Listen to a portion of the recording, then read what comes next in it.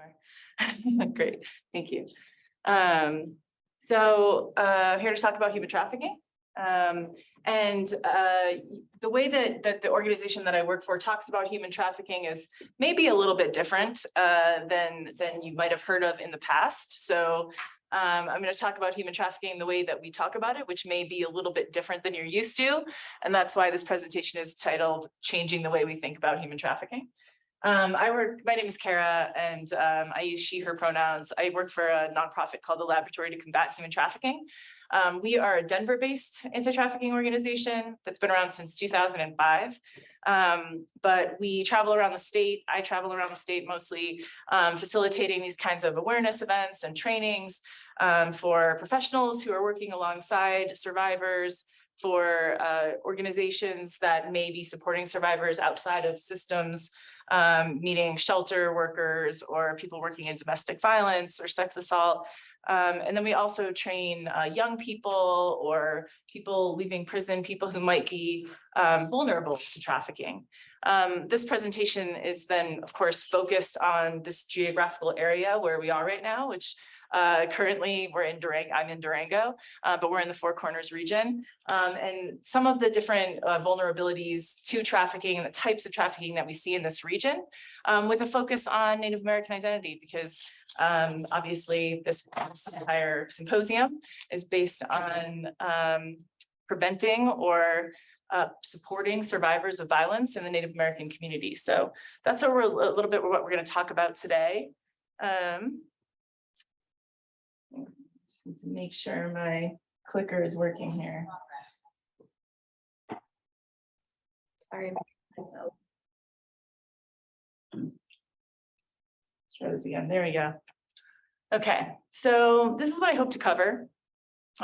My plan is to speak for about an hour and a half, maybe a little bit less, and then leave time for questions or conversation. I was told to leave questions to the end, so that we can have more of a private conversation with those of you who are in the space. So that's the plan. But we can always go away from the plan, and you can ask questions too. And if there's something that's really relevant, if you're afraid you're going to forget or something like that. But this is what I hope to talk through, how trafficking presents in the region generally, in both urban and rural communities, what human trafficking really is, because I think it's really important that we're all on the same page about the definition of human trafficking. A lot of misinformation and disinformation out there, a lot of folks that are sort of still basing their definition of what human trafficking is on things like the movie Taken, or other things that we see on social media, which are often sort of fear-mongering. Watch out, the scary white man is marauding your neighborhood and they're going to come get your kids kind of narratives that we see. And really, that's mostly untrue. So we'll do a little myth busting. We'll talk through all the different ways that we see human trafficking present. And then we're going to talk about intersections, how this crime intersects with other lived experiences of violence, but also other identities, and how people's identity or identities can affect how they feel about accessing recourse, like the criminal justice system, the civil justice system, or however they define justice, why people don't disclose, and some of the complexities around disclosure. And then we'll talk about what the response can look like, and also what's lacking. I don't want to be making promises that we can't keep, and I want to be realistic about our current state of the human trafficking response. My focus area is on Colorado, but we're going to talk sort of generally what it looks like in this Four Corners region. And then I'll give you a little bit of information towards the end of the presentation about what we can do outside of systems to support survivors of human trafficking, because so many folks are really not interested in engaging with, again, the criminal justice system or other systems that are out there to support survivors. Are we good on sound for, okay, perfect, good. Okay, so I'm going to start us off with a short video here. This video does have some kind of harsh language, but no harsh imagery. This is a tough conversation to have in general. So some of the things that we talk about are going to be regarding violence, of course, and trauma. but I won't ever show any images or videos that are inherently violent. But just so you know, some of the language can be. This particular video is about female survivors of sex trafficking. It's called Birth into Inequality. And I hope that that kind of title of the video speaks for itself. We're talking about people who were born into trauma or experiencing trauma at young ages, and how that pushed them into precarity. And that's where a lot of these stories are rooted. That's why I start with this conversation. Again, this video is specifically female survivors of sex trafficking. We're going to talk about all genders today. We're going to talk about labor trafficking as well, but I still like this video, even though it's only focusing on one identity. When I was a young child, I was called stupid, a bitch, a whore, a slut. I was called names all the time. I wasn't loved. My mom actually was diagnosed with cancer when I was 13, and within 90 days, she passed. Thought I had that down.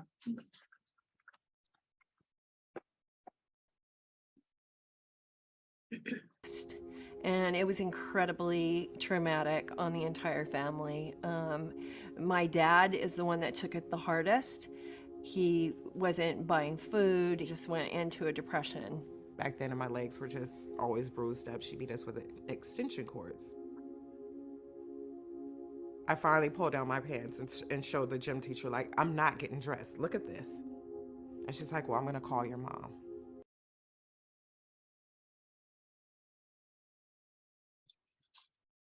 Sorry about that, I did. Thank you. Can you call my dad?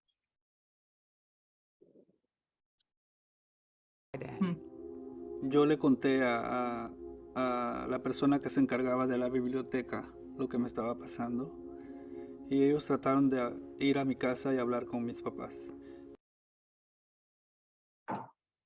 Y lo único que conseguí fue que me golpearan más y hacerme hacer trabajos más duros. When my father would come home, Might not be worth it. drunk or whatever it was, I would basically just freeze. I would be paralyzed, you know. I would just hide somewhere and hope that he didn't come bother me that night.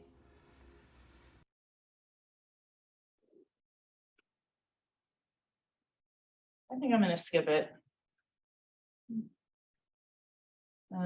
But what I can do is put a link to that video in the chat later. For now, I'll just move on. But what I will say is the reason why I was showing that video, and you were starting to hear some of those stories, is that, again, a lot of this is rooted in prior traumas. 70 to 90% of sex trafficking survivors have had prior trauma prior to their trafficking experience. And a lot, when we talk about the root causes or sort of what pushes people into precarity, we have to take that into account. So as I'm talking through this entire presentation, really, I want you to be thinking about the communities that you're part of and that you belong to. It might be multiple communities. It might be a geographical area where you live. It might be where you worship. It might be where you go to school, and who in those different communities are vulnerable for a multitude of reasons to all kinds of violence, including, but not exclusively, trafficking. In my something like 15 or 16 years of doing anti-trafficking work, I don't think I've ever met a survivor who hadn't had prior trauma. So that is not maybe the push factor, the root cause that all of this is rooted in. Of course, that's subjective and arguable, but that's what I'll say. So this term human trafficking, again, I want to make sure that we're on the same page about what the definition is. We first started using it sort of anecdotally to describe this like laundry list of crimes in the 1990s. It was a new term. It wasn't defined into statute. It was anecdotal. So we were calling things like forced migration, forced prostitution, child prostitution, organ trafficking, child soldiering, forced marriages, all forms of human trafficking, all forms of exploitation. But there was no organized or collaborative response to the crime at that time. So it wasn't until the year 2000 that we finally defined human trafficking into statute. This is how we defined it: as a severe form of exploitation for labor, including sex as a form of labor through the use of force, fraud, or coercion. So in the year 2000, we came together as a UN body, and the UN said, we've got this problem, people are being exploited the world over. It looks like a modern form of slavery. That's how it was referred to in the early days. And we need to figure out how we're going to respond to this global issue. So the UN came together, defined human trafficking this way. What that means is we've got like this really old crime. You know, people have been exploiting each other for thousands of years since the beginning of people. It's not new, but we've got this really new response, right? Like it's the law enforcement response, the folks who work in child welfare or who work for the Departments of Human Services, people who are likely to come into contact with a survivor, like healthcare providers or teachers, all of those different professions. Most of them haven't been sort of onboarded into this response. None of them have training requirements. Like they're not required to get training, not even law enforcement. And so what we end up with is a really patchwork response, where some of the people, even the professionals who are supposed to know what this is and are supposed to be being able to support survivors, are, you know, depending on movies like the movie Taken and their social media accounts to be informed about this. And you can hopefully see why that could be problematic.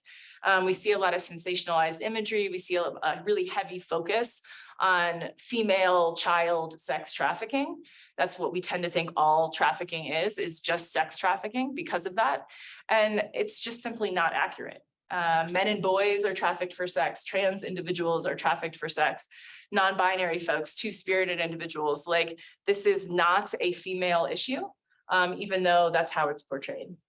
And then there's this whole issue of labor trafficking that we basically never talk about. And all genders are also trafficked there in those spaces. So I think it's important to note that in this international definition of human trafficking, it's actually a severe form of exploitation for labor, and that includes sex as a form of labor. So when we hear international labor trafficking statistics, those numbers are actually sex and labor trafficking combined. And there's actually significantly more people being trafficked in the world today than there are people being trafficked for sex trafficking, for sex work. So big picture numbers, we've got about 50 million people in the world today being trafficked. The International Labor Organization and the Walk Free Foundation estimate that there are around 50 million people on any given day being trafficked in the world today. About 54% of them are female. So about half. Right? And that leaves half other genders, right? So again, this isn't a gendered issue, or it shouldn't be, even though it is often represented that way. Only about 25% of cases are minors under the age of 18. That leaves 75% adults. Also, a little bit of a myth buster there, right? We tend to think of this as only affecting young people, and of course it does. Of course, young people are vulnerable to trafficking, but it's more often affecting adults. Again, just something that we don't talk about or see in the movies very often. So this next slide here, it's just a little bit of a delay. Okay, here we go. So this next slide here is the Trafficking Victims Protection Act. This is our federal legislation, anti-trafficking legislation. We wrote it in the same year. So in the year 2000, we passed our first federal legislation. Before that, it wasn't as if trafficking was legal, but we were just calling it other things, right? So it was forced prostitution, pimping, it was sexual exploitation of a child, maybe moving a child across borders, or keeping a place of prostitution, wage theft or other labor violations, forced labor, child labor. All of these things now fit under this umbrella here in the US as well. But you can see that this definition is a little bit different than the previous one, because we parsed out the definition into different categories. So here in the US, we've got 3 categories of trafficking. We've said sex trafficking is separate from labor trafficking. So we made 2 separate categories there. And then we made a 3rd category, child sex trafficking. And here's where we made an exception to the force, fraud, or coercion rule. So on the previous slide, we said there has to be force, fraud, or coercion present for it to be trafficking. As you can see here, so we said force, fraud, or coercion are a necessary part of this definition. In the US, we made an exception. We said minors can't consent to commercial sex. Minors don't have the cognitive ability to consent to commercial sex. That's what we decided. And so even when a minor says they're consenting, they can't from a legal perspective. And that's kind of complicated to wrap your head around. So what I'm going to do is talk through several examples of trafficking that we've seen here in Colorado. These are all true stories. We at the Laboratory to Combat Human Trafficking manage the statewide human trafficking hotline. We get about 1,000 calls or texts a year.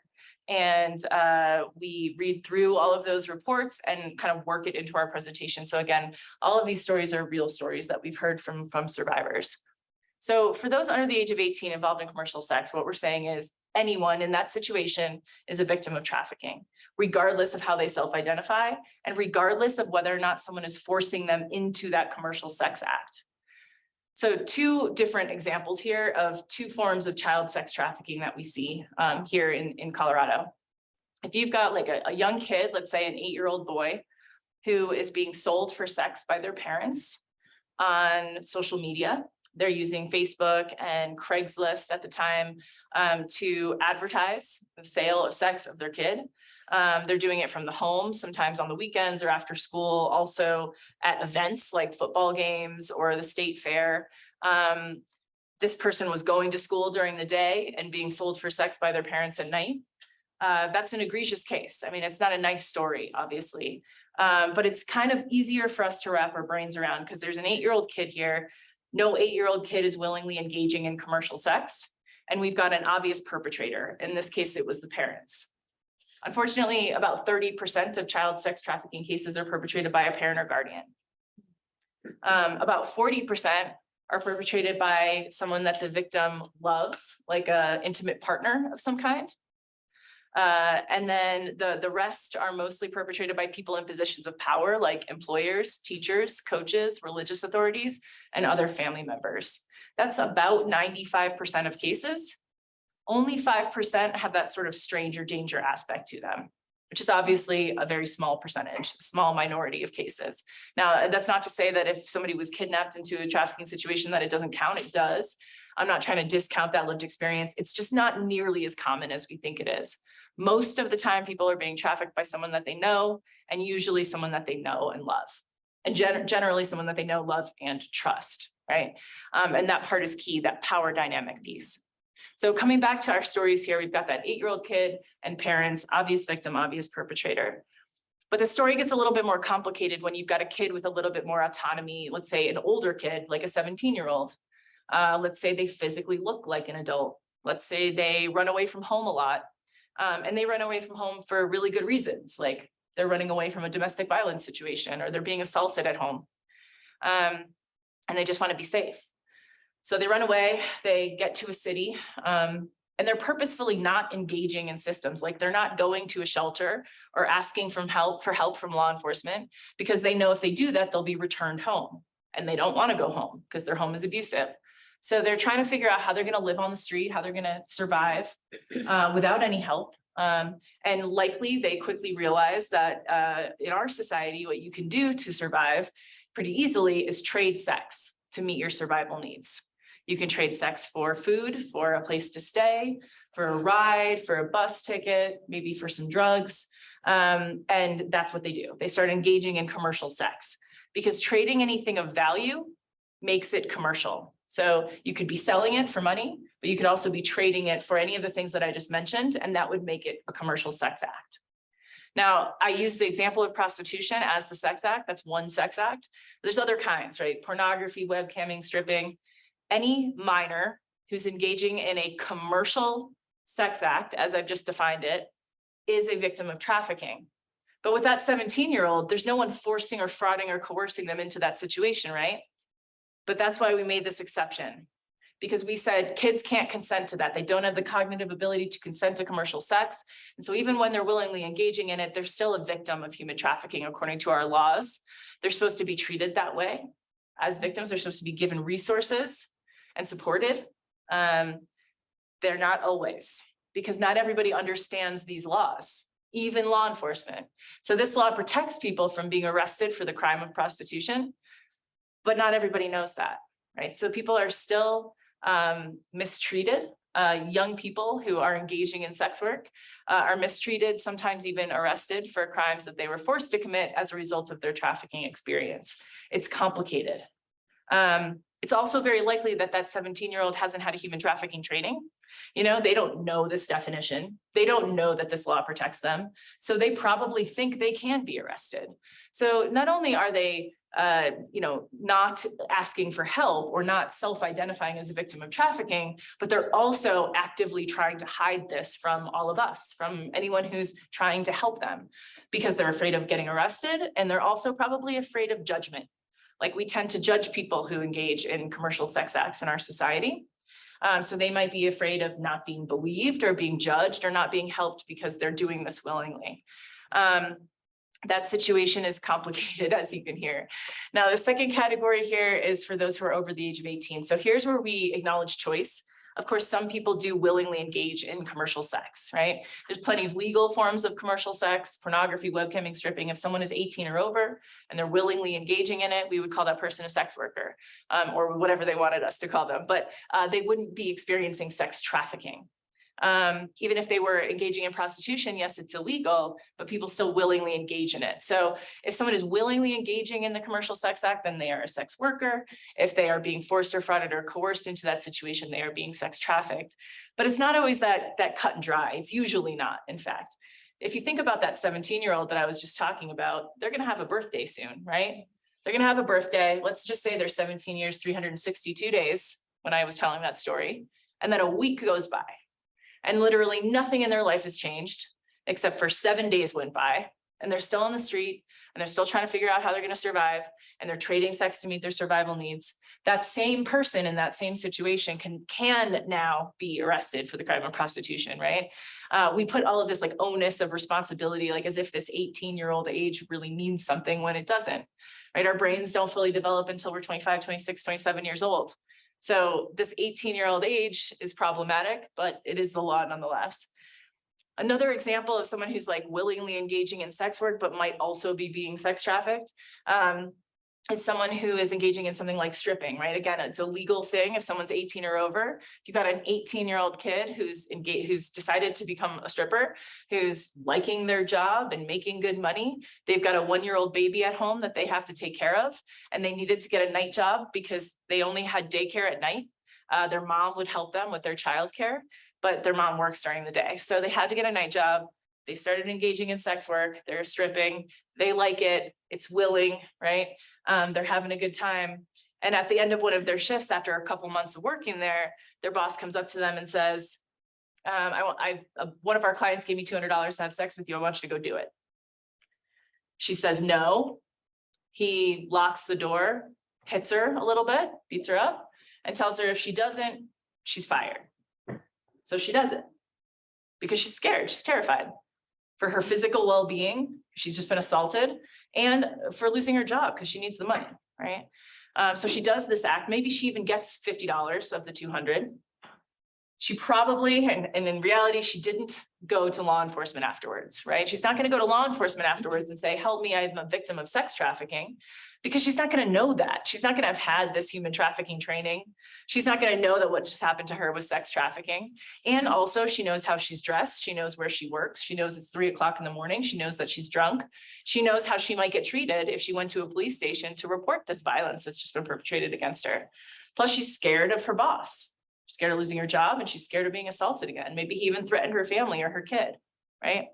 So the next day, what happens? She goes back to work in the strip club because she needs the job. But now she's that much more likely to be trafficked again because her boss knows that he can get away with it. So people aren't generally locked up in a basement, right? They're coming in and out of these experiences. She was going home to her kid during the day, being trafficked at night, also engaging in sex work by choice. It's complicated. This third category here, this is forced labor. This is the one that we don't hear about nearly as much.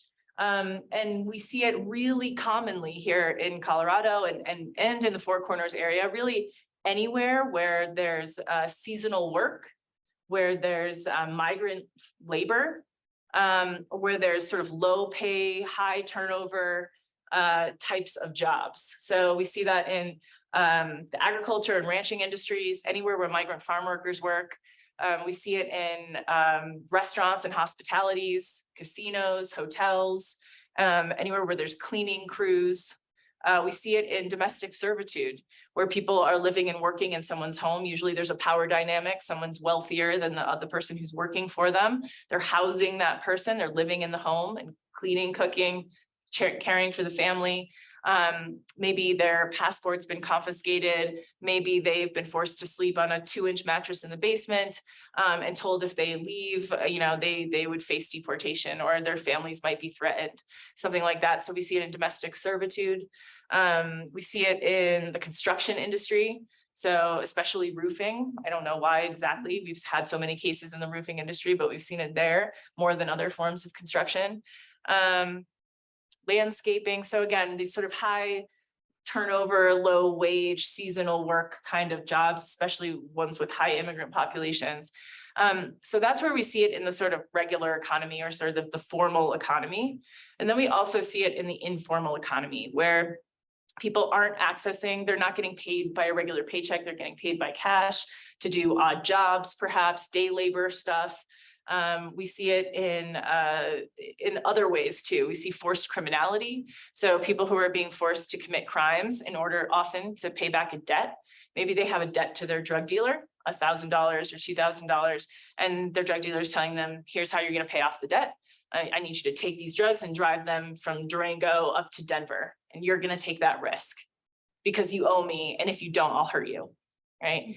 Someone who's being forced to commit a crime through force or fraud or coercion is also being forced into labor. That is a form of forced labor, one that we don't often think about, and one that we don't often hear about, because those individuals who are being forced to commit crimes almost never come forward, because again, they've never had a human trafficking training. They don't know that that constitutes human trafficking. They just think they're breaking the law and that they'll get arrested for it. And because of the lack of training, in many cases, they're right? It can also show up as forced begging, or these like door-to-door sales crews that we see with young people. You might have seen advertisements around the Durango area. They're everywhere, they're ubiquitous. It's like, come work for us, get paid $20 an hour, see the country, travel with us. We're like a family, no experience, no ID required, something like that. Usually when those kinds of things that seem too good to be true show up, they usually are too good to be true. What will happen is young people are targeted by those ads. They're picked up, they're brought somewhere outside of their community. So if they're picked up here in Durango, they might be brought to, say, Phoenix, where they're then too far away to run home. They've got nowhere to run to, they've got no community. They've been transported, they've been kept in hotels or motels, they've been given food. And so by the time they get to Phoenix, now they've accrued a debt. Their boss will say, okay, now you owe me X number of dollars for the gas and for the hotel and for the food. And now I need you to start working to pay off your debt. Instead of getting paid now, they're paying off a debt that they didn't agree to. In many cases, they're given quotas that they can't possibly make. So they're told, you need to sell 20 magazine subscriptions a day or else we're not paying you. That's illegal, of course. We have minimum wage laws in the country, but maybe young people don't always know that, or don't always seek that kind of justice for their labor rights. And so they're not getting paid, and they're continuing to accrue debt for each day that they're put up in a hotel or given food and traveling around. And usually they've got nowhere else to go. I mean, the kids that they're targeting, the young people that they're targeting in these situations are people who don't necessarily have a whole lot of other choices. So they feel trapped, and so they stay. So these are just some ways that we see labor and sex trafficking show up in our communities. Again, I know they're not nice stories, so I just want everyone to just like take a deep breath. I'll do it with you, right? Because we're gonna get through a whole hour of this. We've gotta breathe together a little bit. This last line at the bottom of the page here is that this isn't limited to those who are foreign-born youth or females. This is just sort of a shout out to some of these myths and misconceptions. I hope that the stories have already illustrated that this isn't just young people, this isn't just females. We see all genders being trafficked for all types of trafficking. We see it intersecting. We see sometimes people being trafficked for both labor and sex simultaneously. And we also see different forms of sexual or domestic violence being used as a form of physical force to hold someone in labor trafficking situations. We had a case not that long ago of a woman who was working in a nail salon. She was from Vietnam. She was married. Her husband was in Vietnam. She was being labor trafficked, not being paid for her work. She was also being sexually assaulted by her boss, and he was videotaping it and saying that he would send the video to her husband if she didn't stay in the trafficking situation. So she was being sexually assaulted, but not sex trafficked, right? Labor trafficked. So she showed up in a hospital with a sexual assault complaint, right, to get an exam from sexual assault nurse examiner. And the nurse had been trained and recognized the labor trafficking situation. So it's complicated. It's often overlapping with other lived experiences. And as we'll talk through more of this, other identities that can make someone more vulnerable, more targeted because of the marginalization that we place on certain identities in our society. I've already mentioned sex workers as an example, how they are stigmatized and feel like they can't access resources, can't ask for help for fear of being criminalized. There's a whole lot of identities that fit that bill, right? So I'm sure most of us know. And also this isn't limited to those who are foreign born, but I do want to mention immigration status because it is often used as a form of coercion. So if someone is an immigrant or has members of their family who might be undocumented, we do see that used again as a form of coercion, meaning do this or I'll, have you deported. I'll call ICE. I'll have your parents deported, that kind of thing. And so immigrants are disproportionately affected by this crime, but not exclusively. It's really hard, the data around this, and we'll talk more about data a little bit later, is really hard to pinpoint. We don't have exact numbers. Most of these cases never come to light. But from the numbers that we do have, it's about 60% foreign nationals and about 40% domestic, people from the US being trafficked here in the US. Okay, so another way to think through this definition. So if you're working with somebody who may have experienced violence and they're telling you stories, and you're trying to determine, like, is this thing that they're telling me about trafficking or is it something else? This might be able to help you to make that determination. I want to be clear that I'm never saying, like, if it's not trafficking, it doesn't matter. It does. But I do want you to be able to tell the difference because it does matter for two reasons. One is because you want to know what your mandatory reporting requirements might be or what the legal recourse that a trafficking survivor could pursue if they wanted to. And also from a lived experience perspective, how is the trauma going to be similar to, but also different and more complex in some ways when someone has experienced trafficking? And what are the different modalities that mental health professionals are using to help survivors recover on the back end of these experiences? So that's why I want you to be able to tell the difference. So for it to be human trafficking, there has to be one thing from each one of these categories present. There has to be an action, a means, and a purpose that's listed here from a legal perspective. So first of all, the means, we've already talked through lots of examples of this, but the big star that's there is to remind us that if there's a minor who's engaging in commercial sex, there does not have to be a means. It doesn't matter why or how. Force, fraud, or coercion does not have to be present. But for all other types of trafficking, adult sex trafficking and all forms of labor trafficking, there does have to be. By far, the most common action is recruitment.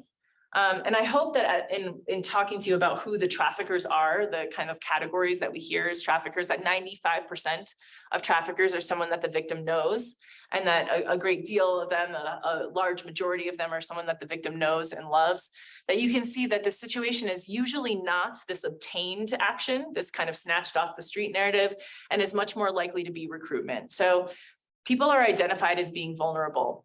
And people aren't born vulnerable, right? Like people aren't inherently vulnerable just because they hold a certain identity or because they live somewhere, right? People become vulnerable because of the marginalization that society, or the oppression that society places on those identities. So I want to be clear here that because you hold a certain identity that I'm talking about today, or maybe several of them, that doesn't mean that you're inherently vulnerable to something.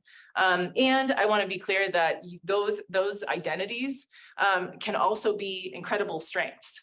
And we find strength in community. So I'm using the word vulnerability a lot because I'm talking about, you know, how this plays out and why in our communities. And on the back end of that, I want to be clear that identity can also be a factor that helps you to be stronger and to recover. The resiliency that we see among survivors is really inspiring. So again, as I'm talking through this, please don't think that I'm saying like you hold these identities and therefore you will be trafficked. You know, of course it's not like that.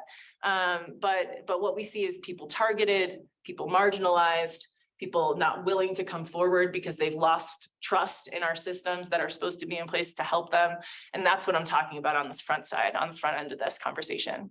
So recruitment. Recruitment is about vulnerability, right? Traffickers are looking for people who've had lived experiences or who have identities that make them vulnerable because of the marginalization that society places on them. So they're going to places where vulnerable people are. In my community, there's a place where day laborers hang out on a certain street corner and they get picked up in the morning to go work by people who have day labor positions for them. That's a place where I would say there are people who are vulnerable, right? They're there because they probably don't have legal papers to work, and they're probably pretty desperate to work, right? And they're probably willing to do just about anything you ask them to do as long as you pay them for it, right? That's a vulnerability. So think about those places in your community. We have parks where people hang out and use substances. We have places where people sleep, sometimes tent communities. I know there's a couple of them here in Durango, for example. So traffickers know where those places are. They're not secrets, right? We know where those places are in our community. Traffickers go to those places. Sometimes those places are online. Increasingly, those places are online, right? So because we're all online, because in my opinion, individuals, and especially young people put way too much information about themselves online, traffickers can use that information to make someone vulnerable. Now I know how many members of your family, where they live, where you live, you know, what makes you happy, what makes you sad, right? I know all of this stuff about you, and I can use it to recruit you into a situation. So recruitment doesn't look like kidnapping.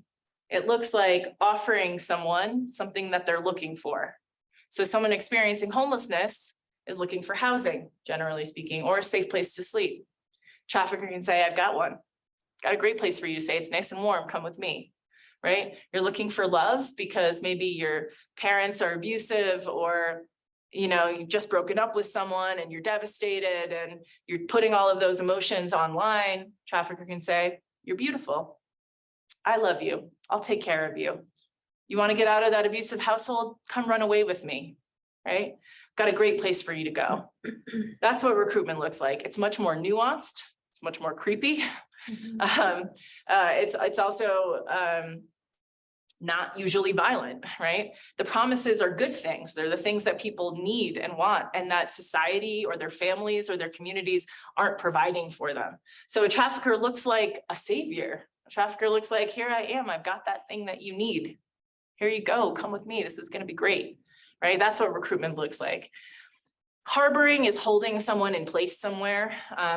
Kind of Google or like the movie Taken and all of our social media accounts kind of portray this as like everyone's locked up in a basement. It's really just not like that. You know, if someone's being trafficked, that example of the 8-year-old kid who was being trafficked by his parents wasn't locked up. He was just a kid who didn't have anywhere else to go, right? So a lot of these situations aren't that, but we do see people locked up. Like we see it happening in agricultural settings where everyone's being kept in one house and they're being brought to and from the house to the farm, right? Locked in at night, being watched, cell phones confiscated, passports confiscated, families threatened, that kind of situation. Or we see people being harbored temporarily in hotels or motels, or increasingly in Airbnbs, because Airbnbs are more discreet, like no one's there to check you in, right? You know, people might be held there for 3 days, 4 or 5 days, maybe even a few weeks at a time. Usually in those situations, they're being advertised online. sold for sex against their will. Food, water, and sleep is being withheld. And often they're also being given drugs. So lack of sleep, lack of food and water, given too many drugs leads to psychosis and memory loss, and situations where people don't even remember how many days have gone by, how many partners they've been forced to have sex with, those kinds of situations. So that might be harboring. Sometimes people are moved around. And I think especially in the Four Corners region, we see people moving around quite a bit, either off reservations into a city to be sold where there's more of a demand, or just crossing state borders in general to find that demand. People are brought to where the demand is. So if there is, a farm that needs labor, or a city where there's more of a demand for sex, that kind of thing, people are moved. But again, remember, they don't have to be. So that's just one possible action. Again, people are trafficked right out of their own homes by family. And then sometimes people are provided. That's like a parent provides access to their kid in exchange for rent. We've seen an uptick of this alongside the COVID crisis, where people were really like hinging on the edge of losing their homes, and trading access to their kids for, being behind on 3 or 4 months of rent, something like that. So these are the possible actions. The obtained narrative, again, it's not fake, it's just not likely. Most of the time it's more nuanced, but we do see it. And the only place I've ever actually heard about it happening was on Native American reservations, where mostly white males are going onto reservations specifically targeting young people for these kinds of situations. So I just want to put it out there that it's possible, even if it's less likely. The means are through force, fraud, or coercion. I've already talked through lots of examples, right? Force is physical force, assault, violence, being locked up. Fraud are these fraudulent promises of love, or a better life, or some great job, right? Or coercion. And coercion is this like incredibly powerful tool. Think about the video that boss was taking of his employee threatening to send it to her husband. Think about calling ICE or calling law enforcement. You're breaking the law. You've got drugs in your pocket. They're just going to arrest you. No one's going to believe you, right? If you don't do this, I'll make your 6-year-old sister do it. That's coercion. And that stuff is real. I mean, think about all the people you love in your lives and what you'd be willing to do to protect them. People don't really need to be locked up in these situations to stay, right? Because really, in many cases, they're just protecting their own families. And the purpose is for commercial sex or labor services. So at its core, and what often differentiates it from other crimes, is this element of profit. There has to be some commercial component. It's easy to monetize labor. We've got minimum wage laws. Either someone's being paid or they're not, right? When it comes to commercial sex acts, again, anything of value can be traded. So it could be money, but unfortunately could also be a 6-pack of beer, or drugs, or a place to stay. People are trading things to meet their survival needs, or allowing access to their kids for really minimal things like a 6-pack of beer. That's a true story. So another time we should probably take a deep breath. Let's do that. Okay. Okay, so I think what a lot of people find challenging is parsing out consent in these relationships, because the relationships are so complicated. So the movie Taken and our social media narratives tell us everyone is kidnapped, everyone's locked up in a basement. So of course they're resisting and they're trying to get away. And so when we see people just walking hand in hand with their trafficker, who may be the love of their life as far as they're concerned, or their parent or guardian, we're confused. To us, that looks like a consensual relationship. Why would they stay if they could leave, right? Those are the kinds of things that we hear. And I hope that all the stories that I've told you have helped illustrate why they don't leave. But still, it's hard to figure out, well, then, okay, how can I tell what's a consensual relationship and what's not? And in many cases, you can't, and that's what makes this so hard. So people who end up being trafficked aren't stupid, they're not deviant. They're not making stupid choices. They're making good choices. Like, they're trying to figure out how they're going to survive. And someone has offered them a thing that they need, right? And they say, yes, I need that thing. So parts of these relationships are consensual. They don't only appear consensual, but they are. We see people holding those relationships or the housing over someone's head. Well, now I'm the only one who loves you. And if you leave, you'll become homeless in the middle of winter. Good luck, right? So people are staying because they do love that person. They haven't been receiving love from their family or whomever else they're supposed to be. And they do need that housing. So they're putting up with horribly exploitative things. So I'll just say here that sometimes people consent to this stuff on the right side of the screen, these pull factors that are pushing people into precarity, right? Because we all need this stuff. I mean, this isn't weird stuff, right? This is love, family, home, jobs, acceptance. But no one consents to being exploited. No one consents to being sold for sex against their will 12 times a day, or working out in a field with no pay 18 hours a day with no food or water. So they might be consenting to parts of the relationship, but no one consents to exploitation.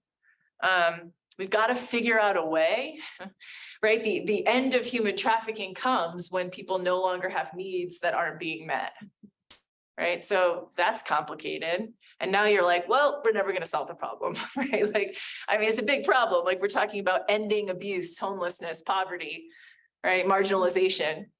It's big. Those are big words and big concepts, and it is challenging. I'm not here to say that it's going to be easy. There's a lot of work that we can do in the short term and in the long term that we can both be doing simultaneously to begin to end this crime. And we've been doing it for the last 20 years and we're getting better at it. We've still got a long way to go. So it's both the short-term stuff of making sure people are believed, making sure that all the professionals who are supposed to be supporting survivors are trained, right? Making sure that young people who are vulnerable to trafficking understand that vulnerability and are looking out for potential predators. You know, there's lots of things that we can do in this short term, making sure that there's adequate housing for people who are experiencing homelessness, et cetera, right? There's lots of ways that we can help in the short term, but we have to also be doing the long-term work, right? To be, you know, anti-racist work, right? Inclusivity, equity work. And I think, you know, that's why you're here today, is because you're part of that work. So I both congratulate you and also I'm sorry because we got a lot of work ahead of us. So this last one here, I'll mention child welfare as a push factor. I'm not suggesting that child welfare itself is trafficking anyone. So I hope that doesn't feel jarring, but the system, like individuals who get stuck in the system of child welfare or who end up in foster care, being moved around, being taken out of their communities, not having autonomy over where they live or who they live with, and even monetizing those relationships. We're actually paying people to care for foster kids, can be yet another layer of vulnerability. And again, it's not like everyone in the foster care system is going to be trafficked, but you could see how that could sort of set someone up for that vulnerability. Young people in foster care are often targeted because traffickers know they don't have a community. They don't necessarily have someone looking out for them. And so it's so important that people who are working with kids in the foster care system are aware of that and are aware of the role that they can play as safe adults or someone who is looking out for the well-being of that kid. Some of the statistics around kids in foster care being targeted are pretty bleak. It's really extremely high rates. There's no point in me giving you numbers because every study says something different, but it's a pretty high rate of kids who've been sex trafficked who were in the foster care system at some point.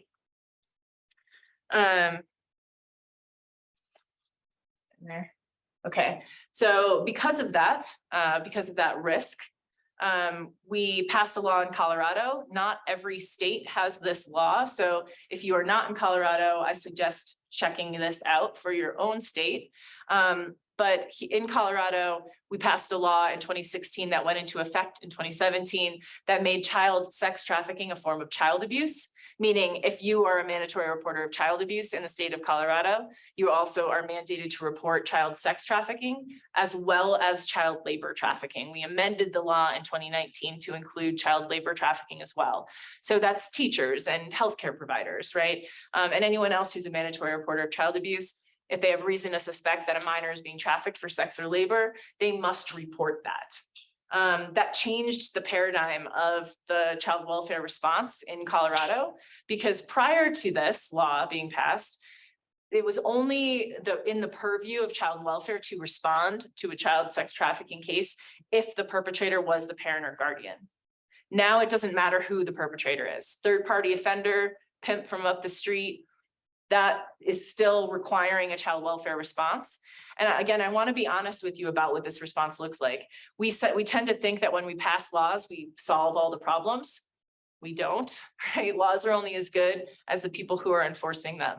So if law enforcement doesn't understand this law, if child welfare workers haven't been trained to understand this pretty big change in their response, then they're not going to know how to respond, right? And we've only trained about half of the child welfare workers in the state of Colorado since we passed this law.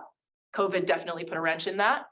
So it was supposed to be done sooner, and it's simply not. And that means that there, again, with that patchwork response, right? People don't necessarily understand this crime. Young people in these situations are presenting as runaways who are promiscuous instead of, kids who need protection. And we have different perceptions about kids who go on multiple runs, right? The stigma associated with that. We know that young people who are taken out of their homes are likely to want to go back, even if they were abusive. And we also stigmatize those kinds of behaviors. So this law is meant to protect kids, and hopefully someday it will in its entirety. But at this point, we're still working on it. And just for those of you who are here in Durango, I am training the entire Department of Human Services in La Plata County and the Social Services Department on the Southern Ute Reservation tomorrow. No, Thursday. So that's a good step. Just thought I'd let you know. I like to show this slide just to remind us again that all oppression is connected, that all of these different experiences and identities that are on the screen right now, and others, this isn't exhaustive necessarily, but are intertwined with this experience of trafficking and exploitation. No one is only trafficked, they bring to that all of their prior trauma. They bring to that all of their identities that maybe make it less likely for them to report or even recognize that they're being exploited. There's so much more to this. And what I'm going to do now is kind of cycle through a number of these, not all of them, and sort of how we see these intersections show up. Again, this is not nice stuff to hear. So if you see yourself in any of these slides, again, I'm not fear-mongering here. It doesn't mean you're going to be trafficked or your kids might be trafficked just because they hold these identities, but it is something that you should know about because people are targeting certain individuals. Traffickers are targeting people based on their identities in some cases. This slide is not something I created. This slide is from something called the Human Trafficking Leadership Academy. This is run by NITEC, which is the National Human Trafficking Training and Awareness Center. So this is a federal group who every 6 months to a year puts together groups of survivors with different identities, specific identities, and they're tasked with answering a specific question. This group was 6 individuals with Native American identities who were survivors of human trafficking, 6 individuals with Native American identities who worked alongside survivors of human trafficking, 12 people. They came together. And their question that they were posed was, how can Indigenous identity be a protective factor for survivors of crime? I thought it was a really cool and unique question. I'm going to show you a more positive version of this. So this particular slide is talking about why Native American individuals may be targeted, or Indigenous folks may be targeted. And then on the backside, I'm also going to show you how they decided that Indigenous identity can be used as a protective factor as well. But they broke it out into individual, relationship, community, societal, and historical reasons. And then I'm not sure that you can see all of these. I'm not going to read every single one, but from an individual level, it's things like systemic oppression, loss of identity, LGBTQ identities or two-spirited individuals, inadequate support systems. From a relationship level, it's abuse in the home, physical or sexual, folks that have been disconnected from their historical cultures. Maybe insufficient assistance for family preservation. I know today's a particularly I don't know, remorseful day. I'm not sure what happened in the Supreme Court this morning. I know we're talking about ICWA today, so that's exactly what this particular slide is addressing. Community substance abuse, gang violence, maybe the absence of trafficking awareness in communities. That's another potential reason why people are targeted from a societal perspective. So obviously we're not putting all of this on individuals or communities. We're saying also historically and societally, there is racism, there is a history of extraction, really, I don't know what the word is, complicated jurisdictional situation when it comes to reporting based on either lack of laws, the lack of knowledge of laws, or the lack of Indigenous law enforcement on reservations. And then from a historical perspective, of course, we're talking about generational trauma, colonialism, and the really massive lack of trust in systems because of all of this, right? So these are the risk factors. Again, I know these are heavy things to think about. I did highlight some of them here as well, because I know that that last slide is kind of hard to look through. But when we're talking about generational trauma, we're talking about boarding schools, sterilization. We're talking about all of that historical oppression and how Native Americans are represented now. And I know Durango has been a touch point for that kind of historical oppression. And folks here are certainly aware of it. The geographical isolation on reservations, you know, the lack of infrastructure, lack of access to cell service or to internet generally, just the amount of distance before you can find a criminal justice representative even, general unemployment or lack of access to funds. I mean, trafficking is a financial crime, you know? We tend not to think of it that way, but in the end, when we're talking about prevention, what we really need to do is make sure that people have access to good jobs so that they don't go seeking them from potentially nefarious individuals or groups, right? So it is an economic crime. So the lack of economic opportunity can be a push factor in a trafficking situation. A lot of reservations don't have human trafficking laws. The Navajo Nation is one of very few.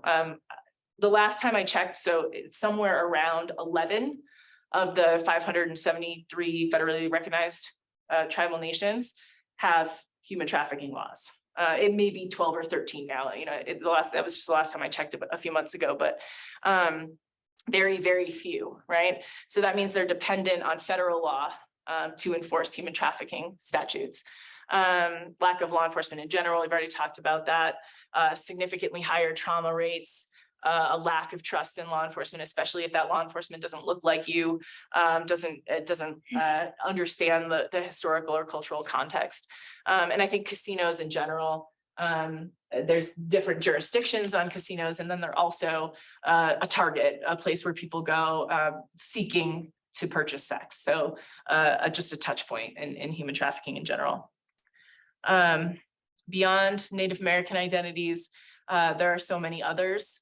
So individuals who identify as LGBTQ, we know there's lots of data that individuals who identify as LGBTQ experience higher risks of trauma, higher rates of trauma rather, and also higher rates of homelessness because either they're pushed out of the home or they feel like they have to leave the home because they aren't being accepted, or maybe they're experiencing violence in the home because of their identity. And then all of the things that follow because of that trauma and increased risk of homelessness. And this last one at the end, I mean, on the back side of that, we've got organizations that simply won't provide resources to individuals who identify as LGBTQ. So in places where we've already got a pretty tragic lack of resources in general, we're adding insult to injury by saying also you can't access these, right? Which leads to a lack of trust in systems in the first place for these individuals. For people who identify as having either visible or invisible disabilities, we know they are also targeted. Perhaps some of you have heard, and I know it's been a conversation lately in this region about individuals in the Farmington area being targeted, being offered rehabilitation by individuals who say that they run a rehabilitation clinic in Arizona, and they're being brought across the border into Arizona and not given what they were promised. This is happening currently. Some people suspect that they may be being targeted because of their SSI or SSDI benefits, their Social Security benefits. And I don't know if those situations are trafficking or not. I haven't heard any stories of people being forced into sex work or labor because of this situation yet. But it's definitely, it's out there. It's possible that that might be what they're being targeted for. So people who have disabilities targeted for their benefits, but then also trafficked for their labor or sex because of a lot of the vulnerabilities that they have, right? They require, in some cases, they may require a caregiver. They would be incredibly dependent on that caregiver. And a lot of these situations where people who have disabilities are being targeted, it is their caregiver who is doing the trafficking. So they're collecting their Social Security benefits and then also forcing that person into labor or sexual services. The individuals with disabilities may have learned responses to comply with their caregivers. They may have problems reporting because of difficulties in communication or speech. In many cases, they've been sheltered or isolated for long periods of time and are really looking for human contact or friendships or relationships, can be easily targeted in those situations online. We see that a lot. In many cases, they have been desensitized to touch because they are required, they need help to move, to maybe use the restroom or what have you. And so they might not understand what a healthy touch is. So obviously lines being crossed there, healthy touch being crossed there. And in some cases, because of discrimination and prejudice, they might not be believed. Their caretaker might be the, more believable person in the storytelling in that situation. We also see a very common intersection with domestic violence and sexual assault. I've already mentioned, that one example of sex assault being used as a form of physical force. A lot of situations are perpetrated by an intimate partner. So domestic violence and human trafficking can go hand in hand. And I think because of the misunderstanding of this crime and the fact that we kind of think everyone's locked up in a basement and it's only happening to women and all these things, that we tend to see a domestic violence situation a little bit more clearly. And we don't recognize that that person is actually being sold for sex by their partner also. So, again, I'm not saying like human trafficking is worse than or better than domestic violence, right? It's all bad. But understanding that there's a whole other level of crime being committed is really important too. And I really think we miss it a lot. We see it in forced marriages, we see it in forced smuggling and forced drug trafficking, forced pimping, and a lot of cases of domestic servitude where we've seen that intersection. I think the other thing I just want to highlight here is that in a human trafficking situation, domestic violence also happens to men and boys, absolutely. But human trafficking is more commonly affecting men and boys, and it's just something that we need to think about. We need to make sure that we're always bringing that to the surface and making sure that it's, again, not just a female crime that we're thinking of here, that men and boys and non-binary folks are also trafficked. And we have to make sure that we have resources for them. Right now, the majority of both domestic violence and human trafficking resources out there are really focused on female survivors of sex trafficking, which means when we have survivors of human trafficking that identify as male, we are mostly out of luck. We're having to really scrape together resources for that individual, find them housing in a hotel because there's no shelter, right? And it just gets complicated. Okay, so not surprisingly, COVID made things worse. I don't think I need to spend too much time there. I think it's pretty obvious, people were stuck at home with their abusers. People who were already being abused continued to be. Nobody said, hey, go home, be safe, there's a pandemic on, people just kept being trafficked. So those 50 million people in the world that were being trafficked before the pandemic continued to be, but then there was all of this increased risk. So we had this huge uptick. And everything was disrupted. Many of our lives were disrupted. So you could see how the response efforts would be too, right? A lot of shelters closed, law enforcement was spread thin. Kids weren't in school, right? People were stuck at home with their abusers, as I said. And part of that was that everyone went online. So I just want to highlight this activity. We've had a pretty severe uptick of online recruitment, and a lot of sex trafficking or pimping has moved online. That didn't only happen during the pandemic, but it did spike those cases, and it hasn't come back down. So everything's sort of staying online. Youth are being targeted on, fairly innocent places, or what was meant to be innocent places like TikTok. But not just social media, it's also like sugar dadding and dating apps, like daddying, and dating apps. Things where people are sort of exchanging too much information and are kind of getting involved in a romantic way. They're also being targeted on those apps. And when they're playing video games. I know very little about video games, but these days you play video games, you're talking to people online, you're meeting people online in that way. And I'm not saying, again, I'm not trying to scare everyone, some of that's fine. It's just when the person is being targeted online and they, are starting to make friends with someone who maybe isn't who they say they are, right? And then they exchange phone numbers and they take it offline, and now it's texting. Someone might be asking for nudes, which has become very socially accepted and common for people to send nude pictures of themselves online. And it's scary. It's scary out there what people are willing to then do with that information. Don't do it. Just don't send nude pictures of yourself ever. That's what I would suggest. Technically, I'll also say that it is child pornography. So even if you're sending a picture of yourself and you are a minor, sending a picture of yourself or a video of yourself is illegal. I don't think you're going to get arrested for it.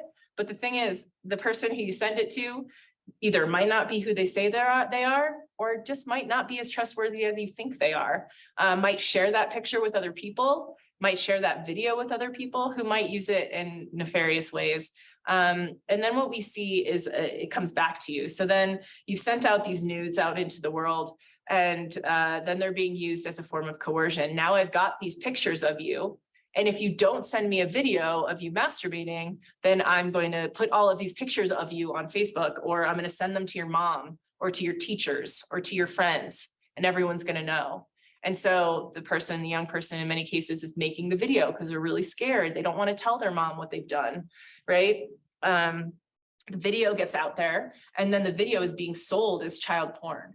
That's where the profit comes in, and that's when it becomes trafficking. So many laws being broken here. It's not just a trafficking law. There has to be that component of profit for it to be trafficking, but it's also child porn and lots of other things that are happening. So just don't is my recommendation. But if you do, don't send anything with your face on it. Just don't send anything with your face on it. If you feel like you have to send a nude, or you really want to send something to your intimate partner, don't send anything with your face on it. That's my recommendation. Okay, so excuse me. I'm just checking time here. So I know I've been talking for about an hour and a few minutes. I'm going to spend the last 20 minutes talking through identification. So, okay, how do we identify this now that we've talked about it for a while? And then what are a few things that we can do as community members to help individuals who may be engaging in potentially risky behavior, or potentially to help people to report if that's what they want to do. And then we'll just spend some time for questions, or just having a community conversation about maybe what you've seen, or any ways that the Laboratory to Combat Human Trafficking can help you in your work. So these pictures on the screen here, this is not my ideal victim. This is what happens when you Google, right? Like you Google human trafficking, this is what comes up. Over-sexualized young females, they're usually portrayed as white or Asian, and they usually look really scared and innocent, And yeah, this could happen. Of course, young, innocent looking white girls are trafficked sometimes. But the problem with this being our only exclusive focus, and the only thing that's ever shown on TV or in movies, or when you Google or on social media, is that if this is the only thing we think trafficking looks like, then it will be the only thing we continue to look for. And if that's the only thing we're looking for, it will be the only thing we ever find. And if it's the only thing we find, then it's the only thing we think exists. And it's that negative feedback loop, right? Telling us that this is the only thing that exists, and it's just not true. So trafficking looks really different. People of color are disproportionately affected by this crime. We've already talked about gender issues. We've already talked about all of these layers of vulnerability. And so it's so important to just change this narrative, to push back. If nothing else, when you leave here, or when you are done watching this presentation, that you leave with is this, that trafficking is not only affecting young, pretty, scared-looking white girls, that it's also affecting so many other populations, and that you push back against that common narrative when you see it. When you get these kinds of social media posts that are telling you that there's a twist tie on your front lawn and that means the trafficker's coming to get you. I don't know where this stuff comes from. Watch out in the Target parking lot, someone's coming to get you. There's kids in Wayfair cabinets being sold online. I don't know. This stuff these are conspiracy theories. It's not true. And we need we need the community, we need people who are informed about what trafficking really looks like to push back on those narratives, because that misinformation that's out there is really damaging to the movement. It blocks us from seeing reality. It blocks us from seeing trafficking when it's sitting right in front of us, because we're looking for the scared, shivering person in the basement, right? It also means that the people who are experiencing it themselves can't see themselves in that common narrative. They don't know that what's happening to them is trafficking, and they don't know who to ask or how to ask for help. So we've got to change it. We've also got to change the way that we think about certain types of individuals, not just identity or people of color, but things that people are engaging in, things like sex work or migration, or people who run away or experiencing homelessness, people who use substances. Traffickers are targeting these kinds of people who are experiencing these things, people who are engaging in this kind of work, because they're counting on society, law enforcement, healthcare providers, teachers, mostly not to care. We stigmatize the people who engage in this stuff. We say they're not worthy of our support. They're making bad choices. If they just made better choices, they'd be fine. It's their fault, right? We victim blame.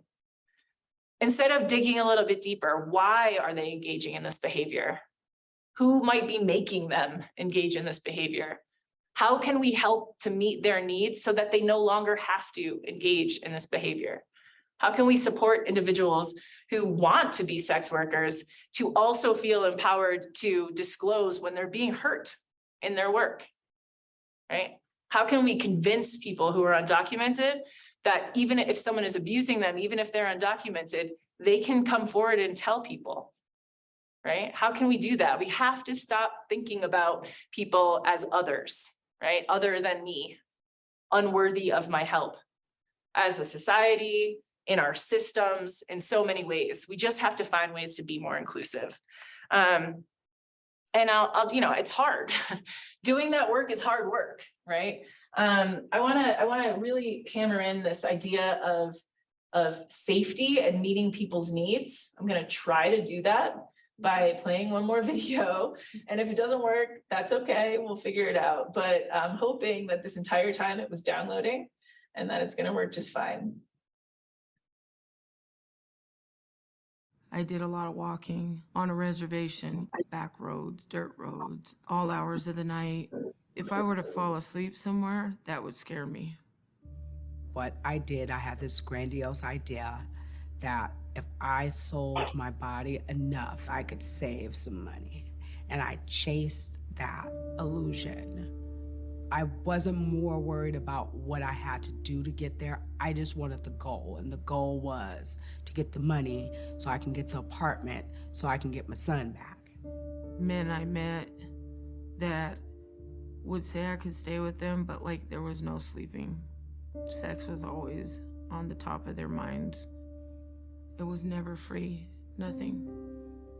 It was just tiresome all the time, nowhere to go. I needed a place to stay anyway because I was on the street. It was him and his 2 sons, and they all had weapons, so we couldn't leave, we couldn't go anywhere. From there, he just took us on the track. I never saved a penny. It wasn't because I didn't work hard. It wasn't because I didn't go to work every day. I went to jail a lot. I went to jail a lot. I got 3 years parole, and it lasted for 8 years. Because every time I got out, I needed an apartment, right? So I tried to do it again, and I'd go back. And every time I got out, I needed an apartment again. And it just was this revolving friggin' door. So I was homeless back then, and I'm homeless now. I'm in a shelter right now. I done filled out 40 applications for housing, and no one answered me because of my background.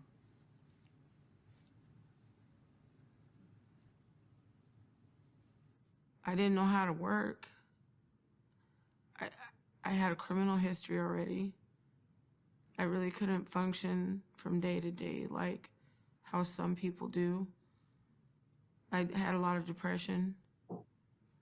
And so I was still turning dates. It's hard to function in this world that doesn't understand me. This housing program wants me to do this chore like once a month, like let's say it's vacuuming the hallway, which is not, you think it's not a big deal, but there's men in the building.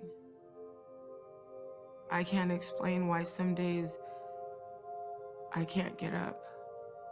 I can't move. I can't be happy. All I could do is just cry.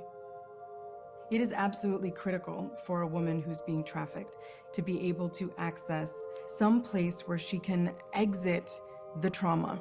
When she's always looking behind her, when she's always worried about further trauma, she can never come back to zero. She can never feel that moment of safety that allows her to recalibrate, that allows her to say, okay, this is peace, this is safety. I can think about finding an exit.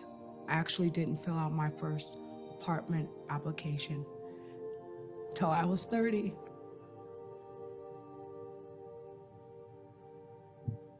I remember going to get the key, and they gave me a keychain, and they were like, here. And they were like, you know, you understand you can go in there anytime you want, right? It was like so weird. I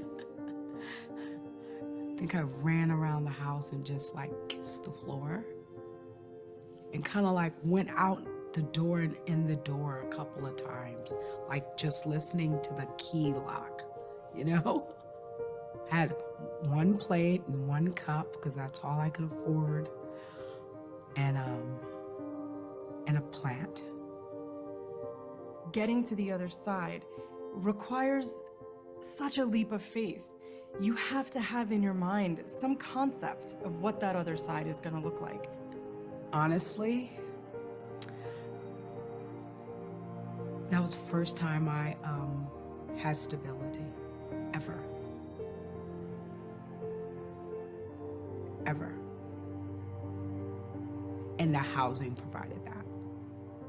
Because I didn't have to do anything or say anything right or do anything right or be nice to anyone to turn the key.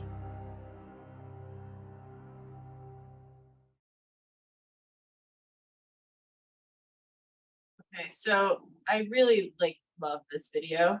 There's so many things I love about it, but I think one of the things is that seeing the other side.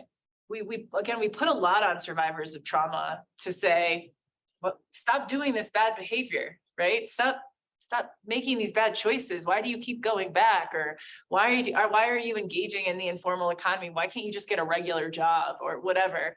But they haven't seen what it's like on the other side. They've never seen that healthy relationship. They've never seen working in the formal economy, having a straight job, whatever you want to call it. They've never seen it. They can't picture it, right? Like we're asking someone to just like fly to the moon, basically, right? We're saying, just figure it out. Why don't you just act like me? Right? It doesn't make any sense. So we've got to walk alongside people in this journey.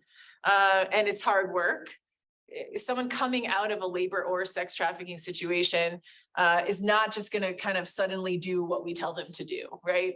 There's going to be relapses. There's going to be opposition. There's going to be misunderstanding, and because we're not speaking the same language, right?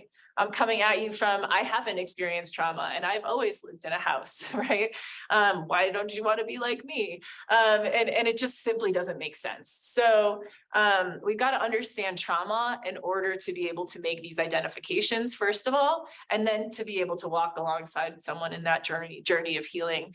And it is about those basic needs. That's the other piece of this video that I love. It is about the fact that the trafficker is providing the thing that the person needs. We've got to figure out how to do that, not how to make them see that the trafficker's bad. They know the trafficker's bad. They know it's not fun to be in the situation that they're in. They just know that it's worse to be in the situation that they're in and be homeless, right? Or whatever. So if we're coming in and saying, stop doing that, but we're not providing them with the thing that they need, that's not going to work either. That's not sustainable. It's not always housing. It's just a good example because it's often housing. But so we're going to start with trauma really quickly here. I'm not going to do like a whole trauma training, but I think, you know, based on the symposium in general, I think several people will talk about trauma throughout the symposium, and you'll probably learn a lot more about it if you're not already an expert on it. But trauma affects our entire brain and body. It's not just a thing that happens and we just get over it. It is a chemical reaction in our brain, right? We experience trauma and things happen. You know what it's like. We experience little traumas all the time. The easiest one for me to always talk about is traffic, because we experience little mini traumas on highways all the time, where like a deer almost runs out in front of our car, or someone swerves in front of us on a snowy day, right? And that's scary. And you feel that whole thing in your whole body, right? If someone swerves in front of you, the deer runs in front of your car, and your whole body feels that. That's chemicals being released into your brain, adrenaline and other things that I don't know the names of. And it happens. There's chemical reactions that then induce physical responses. Your heart starts beating faster, your pupils dilate, you start breathing heavily, you sweat a little bit, and you respond to the trauma in your fight, flight, or freeze mode. You know, you slam on your brakes, or you drive faster, or you close your eyes, you freeze, like whatever it is that happens, that's a survival instinct. Humans have developed those survival instincts over the last 40,000 years, right? Those are good, that's good stuff. Like we need that stuff to survive. But when your brain gets stuck in trauma mode, meaning every day, every minute of every day, your brain is going through similar traumas. You wake up in the morning and you think, how am I going to get enough food to eat, right? How am I going to make sure my kids are safe? How am I going to avoid a beating today, right? All of those same chemicals that are released into your brain when the deer runs in front of your car are released into your brain every single minute of every single day. It changes the way our bodies and brains function. And so people who have that trauma response, or who are in that trauma response, are not going to be docile, crying, you know, begging for help creatures. Like they are going to be angry or ashamed or quiet, or right, they've got a sense of duty or loyalty to their trafficker. They still care about their trafficker because it is someone that they love. They are still scared of their trafficker. And so they're still having that trauma response, and they don't trust us yet because no one's ever given them any reason to, right? So they refuse our service or assistance. They show no cooperation whatsoever. They're irritable, they're angry. It's hard stuff when you're just trying to help someone and they're mad at you. Like it's hard. So it's just something I want to bring up as I'm talking about identification. Other complexities of disclosure, you know, people don't disclose because of the trauma. Also, in many cases, there's language barriers, and they just simply don't know their rights. They don't know that our labor laws protect them. They're young people. They've never worked in stuff before. They've never had a job before. They don't understand our labor laws, whatever that is. Or they've been socially or physically isolated intentionally. They've been told they're worthless. No one cares. No one's going to believe them. And they'll probably get arrested, or their kids will get taken away if they disclose to anyone. So they're simply not going to ask us for help. That's the part that's hard to deal with. So in order to make these identifications, we have to understand what the red flags may be. We'll sort of list them out here for you. and then talk about how to respond to them. But, you know, there's no easy way to identify this stuff. So I can't give you like a perfect checklist.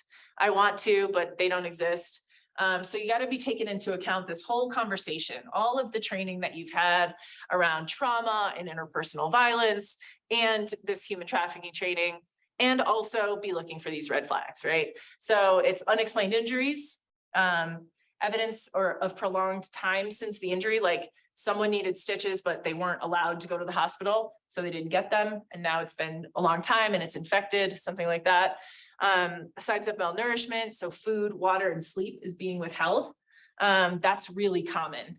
So that's used as I used it in one example, but that's often used in both labor and sex trafficking situations. People who are hungry, thirsty, and tired are less likely to run. If you add drug use into that, we have people targeted because they're already users or being forced to use and then becoming addicted to substances. And you mix that with lack of sleep, lack of food, lack of water, and you get psychosis and other really negative mental health outcomes, memory loss, and traffickers like memory loss, right? So that's intentional. Repeated STIs, repeated or frequency of abortions. We do sometimes see tattoos. That would be a pimp controlled trafficking situation where someone is actually branded by their pimp. So it would be like pimp's name, street name with date of initiation. We see a lot of dollar signs and queen's crowns as well. Behaviorally, it would be someone who maybe doesn't know where they're at. They can't tell you where they came from yesterday, where they're going to tomorrow, where they're staying right now. Someone who has a lot of inconsistencies. If their story sounds made up or practiced, it probably is, right? Or if they sound like they're lying, they probably are. They're lying to protect their trafficker because they love their trafficker and they're terrified of their trafficker. They've been threatened. They might be lying to protect themselves because they don't think you'll believe them, or they think they might get arrested for crimes that they were forced to commit, or they're not lying at all, but they've been so affected by the drug use and the lack of sleep that they can't remember things in a linear way. Someone who's claiming to speak on behalf of someone else, right? That's a big red flag. If you have someone who won't let someone else speak, who's offering to interpret for you because that person doesn't speak English, always see that as a red flag. Always get an interpreter. Find a way to separate people out. Every situation is going to be different, and maybe you won't be able to find a way to separate someone, but do your best. I would always recommend getting an interpreter when you can, but in the short term, or if you're not a professional who has access to interpreters, get an app that allows you to speak English or whatever language that you speak into the app and speak out another language. There's lots of them. In 2022, you can download free apps like this all over the place. They're awesome. They're not perfect at all, but they're definitely better than nothing, right? So download a good app that you can communicate with anyone. Someone who doesn't have control over their ID, that's a really big red flag. Identification is confiscated by pimps, by parents, by employers. It's really common in both sex and labor trafficking. Anyone who pays for things that are usually paid for with a credit card, with cash, or with a prepaid credit card, like hotel rooms that are paid for with a prepaid Visa card, that's a big red flag. And then we just see a lot, from a mental health perspective, we see a lot of trauma. So PTSD, disassociation, paranoia, memory loss, those are the big ones. So just be looking for trauma and learning about how trauma affects the brain and body is really important. So that's it for red flags. I want to just go through these last few slides here before I open it up for questions, but I want to give you some tools for how to handle this. We're in Colorado, so I've got the Colorado Human Trafficking Hotline. If you are not in Colorado, then there is a national human trafficking hotline. You can just Google that, or you can text Be Free. That's how to access that national hotline. But if you are in Colorado, we've got a specific statewide hotline that has significantly more resources than the national. We're not in competition with the national hotline. If you call the national hotline, they'll call us and connect you to us, and vice versa. If you call the Colorado hotline from another state, we'll connect you to them. But we have significantly more resources in Colorado. We are a tip and referral hotline. So you can call us for tips or for referrals, meaning resources. We've got a very long list of resources around the state, in all areas of the state, including the Four Corners region. We also do keep a list of resources outside of Colorado in the Four Corners region specifically, just because of the obvious intersections and how people are crossing borders in this area. We do get calls from just over the border in New Mexico or Utah sometimes. So we do keep sort of a side list. It's like an extra list of resources from this area in particular. But you can call and get access to those resources, and you'll be talking to somebody who has the training. You're never talking to like an answering service. So they're helping you navigate those resources. You can always Google resources, but if you call this hotline and talk through your scenario, you can talk through a professional who's trained on this stuff, and also tell them the identities or the lived experiences of the survivor that you're needing resources for, and they can help you navigate those complicated resource lists. Or you can report a tip to law enforcement. If you report a tip to law enforcement through us, then we will report it to our trusted and trained law enforcement partners. That's not like non-emergency numbers that we're calling. That's like the cell phones of specific humans that have had human trafficking training that we trust to respond in a trauma-informed way. That's the best that we can do at this point. We wish we had, a perfect law enforcement response. At this point, we don't. Not all law enforcement officers are trained. It's kind of scary if somebody responds to a human trafficking situation that's never understood or still thinks that human trafficking looks like the movie Taken. They can often re-traumatize individuals, not ask the right questions, in some cases even criminalize individuals. So we don't really recommend necessarily just kind of calling anyone in those situations, unless it's a 911 situation, in which case you should use 911. That's one resource for you. The other one is just remembering in all of your interactions with people that we need to be both trauma informed and trauma responsive. A new term that I'm hearing people say is both trauma and violence informed. So understanding not only that someone has experienced trauma, but also all of the systemic issues that may be stopping them from accessing resources, like they don't have a ride, or they live too far away, or they don't have access to a phone and they can't call you and tell you that they're going to be late. It implies that we should be flexible with how when we're dealing with someone who has experienced a great deal of trauma, that we should understand that and really incorporate that into all of the ways that we practice whatever it is that we're practicing, however we're serving that person. So making sure that they're comfortable in the setting, making sure that they can open the door or close the door, however they feel comfortable, making sure that they're comfortable with the gender of the person that's offering the resources, making sure that we're asking survivors what they want and not having like a recipe for their survivorship, because every single human is different and every single trauma experience is different and the needs of trauma survivors are different. So we can't just decide what's best for everyone. We really need to ask them. And practicing harm reduction is my other big recommendation. So people are engaging in behaviors that are harmful, that are scary, that are dangerous. They just are. We can put our heads in the sand and say, well, we don't want them to, and if they do, I'm not going to help them. Or we can say, well, I don't want them to be doing this, but I also really care about them, and I want them to survive while they're doing this stuff. So we can make sure that they're safe while they're doing it. And these are just some examples of things that you can do for people who are engaging in potentially risky behavior. Not blaming them for getting exploited, but by saying, hey, I want you to be safe when you're doing this potentially risky behavior. And here are some ways that you can be safe. We're building trust with that individual, letting them know that we see them for who they really are. We're being real with them, being our authentic selves. And even though we're not condoning their behavior, we're saying, look, I see you, I care about you, and all I really want is for you to be safe.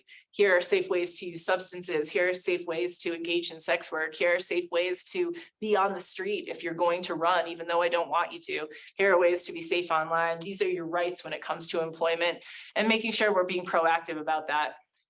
It does help, right? It does make sure that they're a little bit safer, hopefully. And it does build that trust so that if something terrible does happen, if they are being exploited, hopefully they know that you're the safe person that they can disclose to.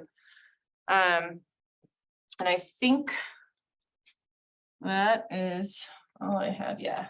So this last slide here, I just use as a placeholder. These are just an example of some questions that you can ask people that you may suspect are being trafficked. These are just example questions. I mean, every situation is going to be different, and there's lots of questions you can ask besides these also. I would never recommend asking someone if they're being trafficked, because they're basically never going to say yes to that. Almost no one self-identifies with that, at least not at first. But you could just ask if they're okay, right? And these are some follow-up questions with regard to whether or not they're okay. What I meant by a placeholder is that we've created this like 17-page document that has all of the human trafficking laws, all the mandatory reporting laws, conversations around HIPAA and whether or not we're disclosing too much, and then pages and pages about how to frame these hard conversations with folks and other examples of questions that you can be asking, as well as some resources. The document that we created is Colorado focused. I think it would be useful in any state, but it is Colorado laws that we're focusing on and federal laws in that particular document. I encourage you to learn more about the laws in your state. And I hope that I can be a resource for any or all of you. I did forget that I have one more slide. I'm sorry. I do want to emphasize that Native identity can be used, or it is strong, and people are strong and protected through Indigenous specific resources and advocacy, and also just their own identities. And this is the back end of that HTLA report that I had mentioned earlier. That the ways that that tribal affiliations, that community and family affiliations can support individuals who've experienced trauma or trafficking. I really love this report in general, and so maybe I'll just leave this up here as we're asking or answering questions. But I also encourage you to read the whole report. It's not that long. It's the Human Trafficking Leadership Academy. You can just Google it. And I'm happy to send that report to you. If anyone wants to email me, I can put my email into the chat, and it can be accessed on the flyer that you learned about this presentation on as well. So are there any questions that I can answer?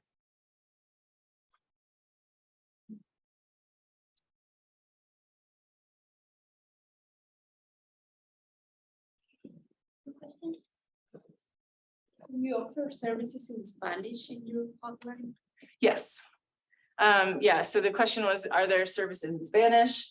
Yeah, so we're not fully bilingual yet. Like we're like 95%, but like most of us are bilingual on the hotline at this point, but I can't say at every given moment there's someone who's bilingual. Instead, when that is the situation, we have the language line that we use. It only takes like 2 minutes to access, and they're great, and they're trained finally too to understand this crime a little bit better, the actual interpreters.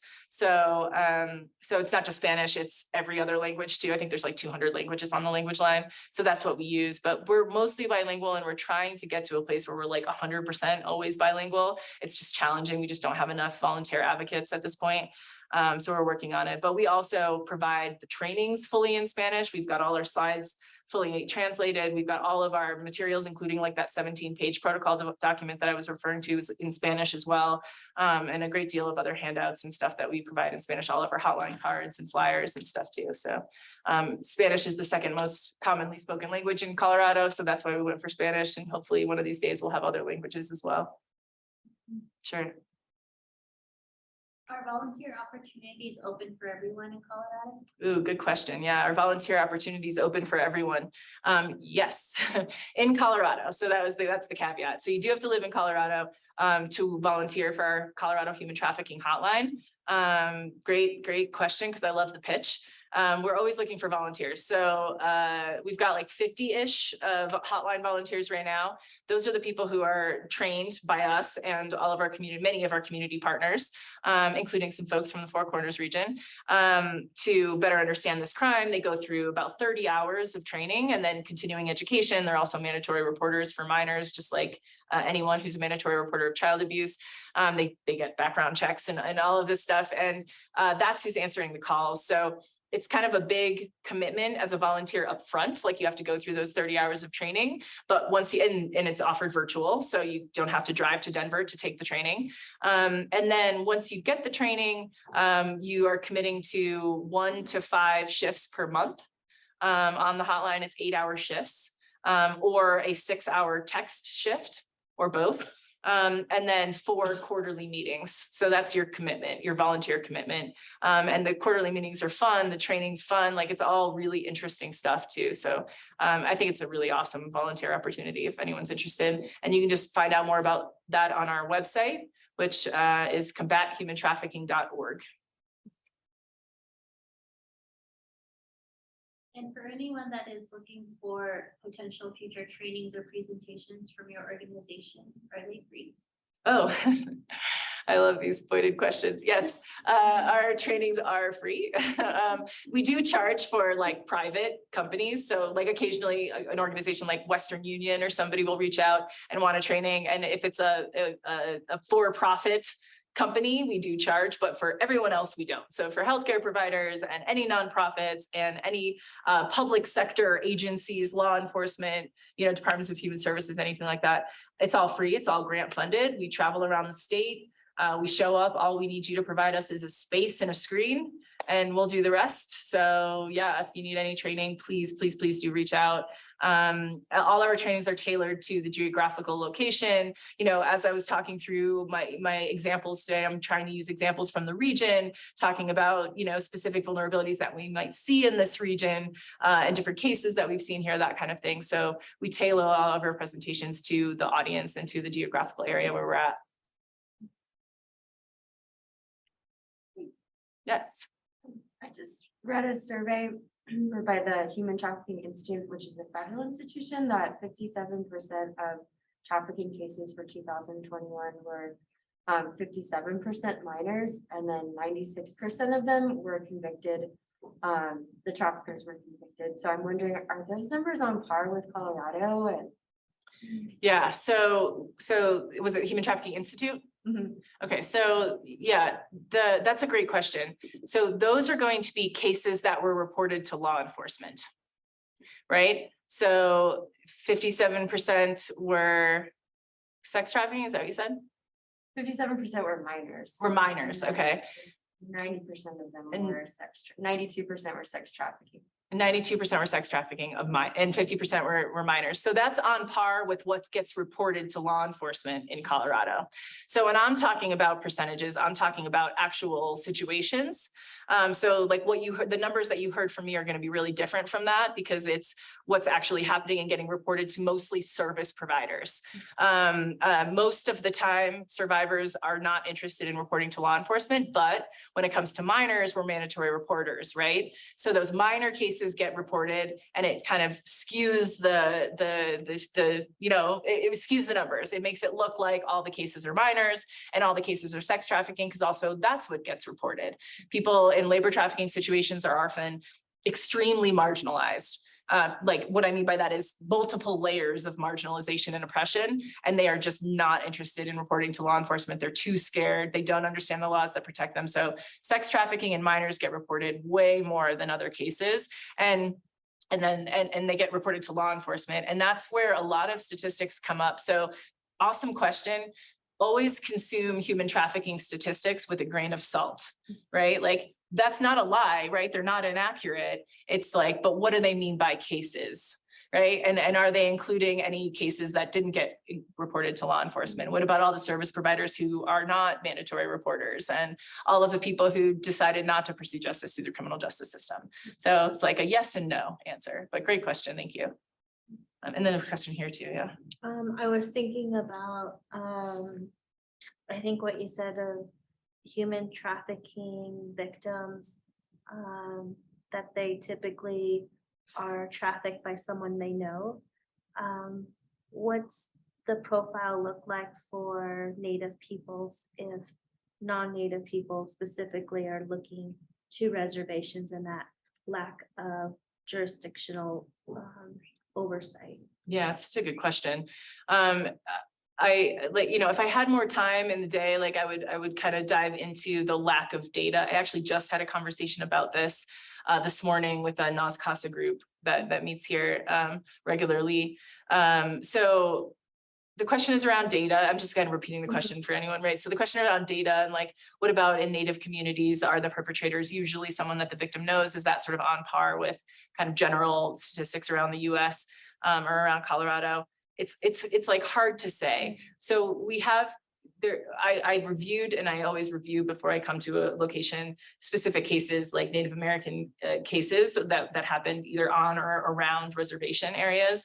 And there are some data that say that a lot of the federal cases anyway were actually perpetrators who were from somewhere outside of the reservation, and they're mostly white males. It's still not often that stranger danger piece. It is still usually the same mechanisms, like they're meeting someone online, they're forming a relationship, they agree to meet in person, they go and meet, that person decides to go with that person, right? So it's still kind of the same story. It's usually still not the kidnapping, although, as I said, that does happen. But in that case, in the cases that I read about, it is usually white male perpetrators. However, again, those are the cases that are brought to our attention. The familial cases are almost never brought to our attention. And even if there was data on that within Native American communities here, I think we could probably all agree that it wouldn't be shared out. With outsiders, understandably why. I get why they're not wanting to share that out, but they certainly wouldn't be. So I can't really give you a good, you know what I mean? I can like give you my educated guess, but I know that it's happening within Indigenous communities as well. I know that it's likely that it's the same percentages are familial. You know, especially because of that protective factor within communities where it's like, you don't talk about abuse, you know, we want to keep that quiet. We don't want people from the outside to know that this is happening here. And that's true of most crimes, not just trafficking. So my guess is it's probably around the same percentages. But what we hear about and what the data is going to tell us, like with what Kristen mentioned, you know, this is what the data says, is probably going to tell us that most of the perpetrators are white males from outside of the reservation. It's probably not a very satisfactory answer. No, it's helpful, you know, because when I look at the statistics for missing murdered Indigenous women, they tend to say that the largest perpetrators are non-natives.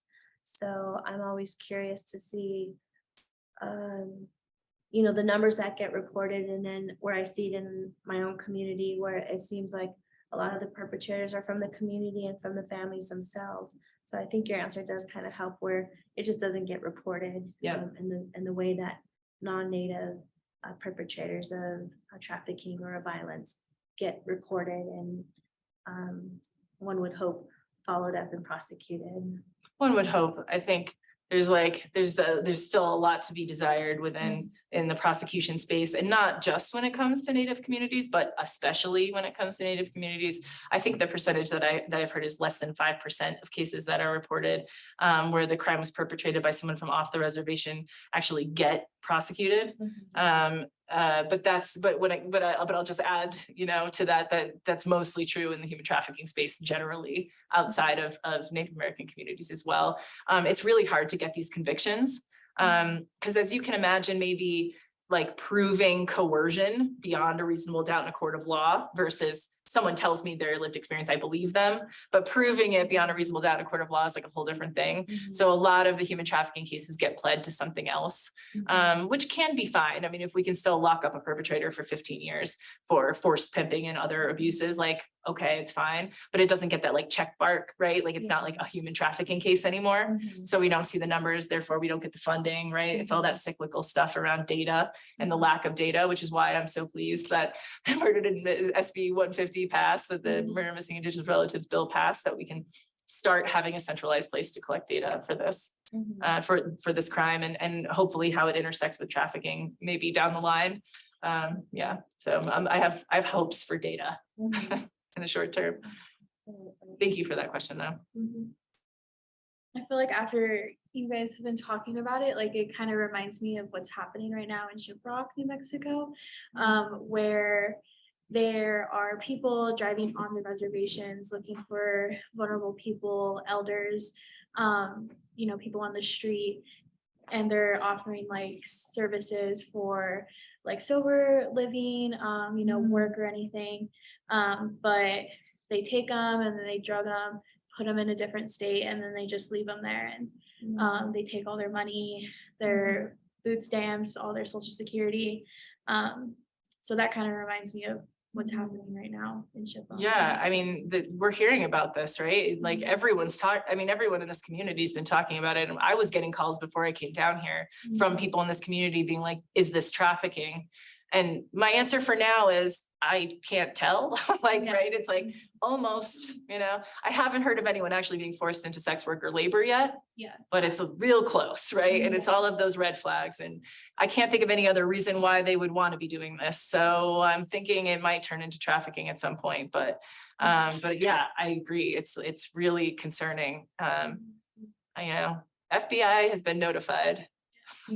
That's about all I can say about that. FBI knows, local law enforcement knows, because we talked about it at my training on Thursday too, at the sheriff's office and the Durango Police Department, just to get it on their radar. Yeah. And I'll do the same tomorrow when I'm in Cortez with Montezuma County SO and the sheriff's and the Cortez Police Department as well. But I know, information is power, but probably not enough at this point. Yeah. I did see a post on Facebook that I shared with my organization that actually has pictures of the individuals that are going on the reservation. And it has like their car, their license plate number, like their card that they're giving out to people. Yeah, really dangerous out there. It's really scary. Yeah. One person that I talked to, maybe I won't call her out, but called it predictable. And I thought that was just sad, right? Like, is this predictable? I guess it is, right? People are targeting vulnerable communities. Keep putting that post out there, keep reposting it, Yeah. right? I don't know what we do without social media at this point. It's such a blessing and a curse. Yeah. Assume there's nothing else online, right? Okay. Okay. Well, thank you, everyone. Thank you so much. Thank you.